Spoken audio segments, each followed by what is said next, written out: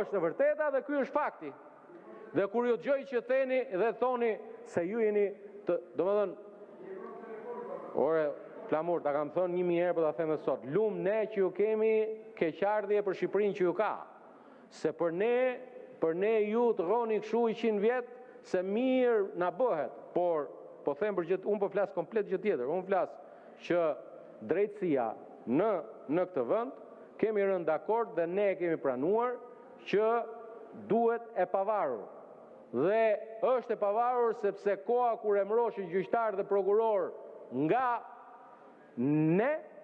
politika, mblidheshim këtu për ata që se din, deri në 2015-16 vinte një dekret nga presidenti i Republikës, loboi këtu në këtë sallën këtu, do votojmë këtë, do votojmë atë, dhe thuaj ti pastaj që ky gjyqtar i gjykatës lart ishte i pavarur. Si ti ishte i pavarur ky kur ai vinte 3 ditë rreth parlamentit dhe kërkonte, lobonte ke deputetët, do më japsh votën ti, do më japsh votën ti.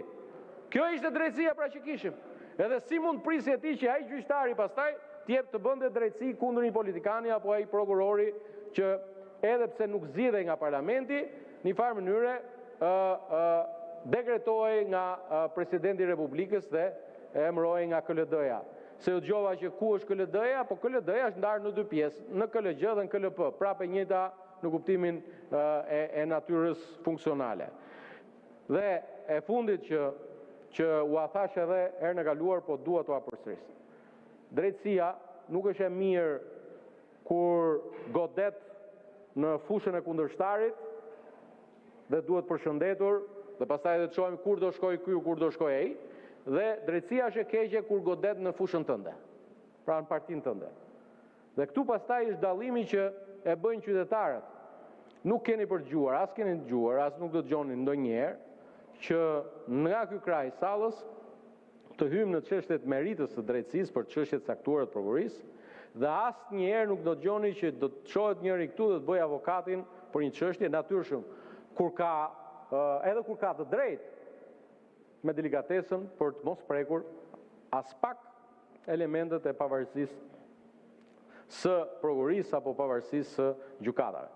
Ky është edhe sepse i pashkruar në atë librin ton të rregullave të brendshme, është një çështje që ka zënë vend në sjelljen tonë politike. Ndërkohë që ajo që vihet me keqardhje edhe në këtë raportim vjetor, edhe vjetën e kaluar, edhe para një viti, ju keni të njëjtën sjellje, e njëjta sjellje. Edhe kur ishin këto, edhe kur ishte kjo drejtësia që flasim sot.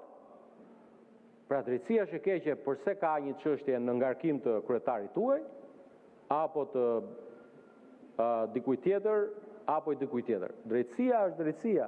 E kemi pranuar kështu, duhet ta pranojmë. Edhe kur ishte drejtësia vjetër, mbani ç'bënit se u them shpesh se ajo ishte epokale. Nuk është ashtu, ja, zoti Mziu kishte një çështje me drejtësinë, nëse mbani mend, edhe shkonte gjithë partia tek aty ku ishte zoti Mziu. Ç'lidhje ka kjo? Ndërkohë që ajo drejtësia për cilën flas ishte komplet e emëruar nga ju në atë kohë, nuk ishte e emëruar nga ne. Prandaj çka ke zoti Kliçi?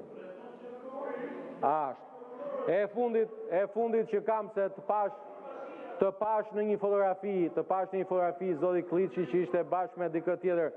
Ore, pse mbani fshehur këtë kandidatin? Pse takoni natën me këtë kandidatën e bashkisë? Takoni ditën, ju vjen kandidati natën ke partia se ka frikë të shfaqet kandidati me ju. Takojeni mër kandidatin, dilni bashkë me kandidatin që është kjo punë. Ka frikë kandidati, kujton kandidati se është në një rol të portokallisë edhe i kanë thënë mos dil me regjizorin. Po pse, si kujtoni ju? Ka në i buf në Tiranë që nuk e di që regjizori kandidatit është Saliu. Së nuk e dini ju që ato që thot Flori i Portokallis ja thot Saliu në dargët. Po mirë, kaq turp ju ka zënë që ju thot kandidati Haman nuk du të dalë me ju se nuk voton njeri. Po si ka mundësi të përfundoj Partia Demokratike në pikën që kandidati i Partisë Demokratike për zgjedhjet Bashkia Tiranë ka turp dali me udhëheqësat e partisë. Se me Saliun e dim që s'del, Saliun takohet natën.